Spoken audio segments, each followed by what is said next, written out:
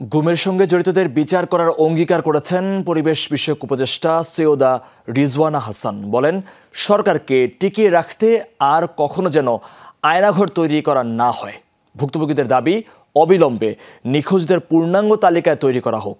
নিখোঁজ ব্যক্তিদের পরিবারকে যথাযথ ক্ষতিপূরণ দেওয়ার দাবিও জানিয়েছে মায়ের ডাক। শিয়া বাটার ও ভিটামিন ই সমৃদ্ধ lily glam beauty soap. Lily, always beautiful. গুমের শিকার মানুষদের স্বজনদের নানা অনুভূতি উঠে এসেছে আলোকচিত্রে। জাতীয় জাদুঘরে বিশ্ব গুম প্রতিরোধ দিবস উপলক্ষে আয়োজিত মায়ের ডাকের এক্সিবিশনে স্থান পায় ভুক্তভোগী আর স্বজনদের ছবি। এরকম অসংখ্য ছবি জানান দেয় গুমের ভয়াবহতার কথা। দর্শনার্থীরা ঘুরে ঘুরে দেখেন এখানকার ছবিগুলো।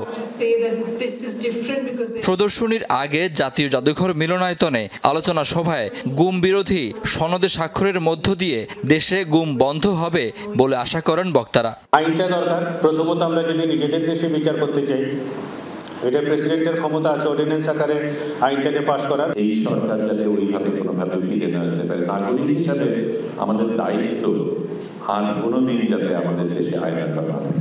যে কোনো লোকই হোক, সে যেই ধরনের মাইনরিটি হোক, যেই পলিটিক্যাল কালারের হোক না কেন, তার তো একটা হিউম্যান রাইটস আছে।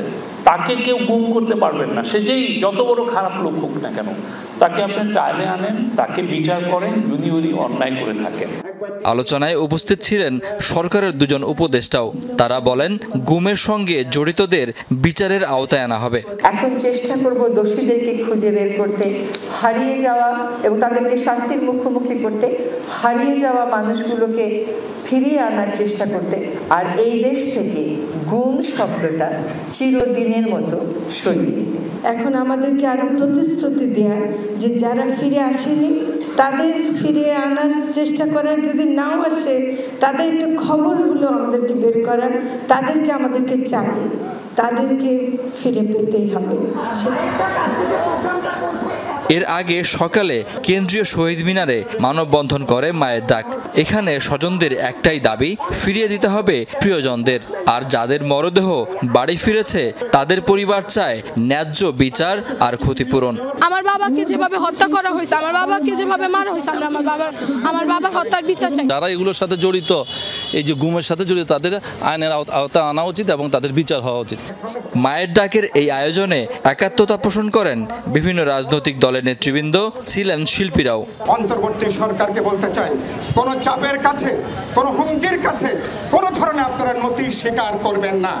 গুম বিরোধী যে আন্তর্জাতিক কমিশন তাতে সই করেছেন এবং আমি আশা করি তারা আগামী দিনেও কাজগুলো করতে পারবেন।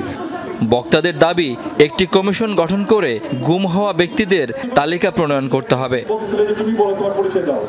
শাকিল হাসান, যমুনা নিউজ, ঢাকা।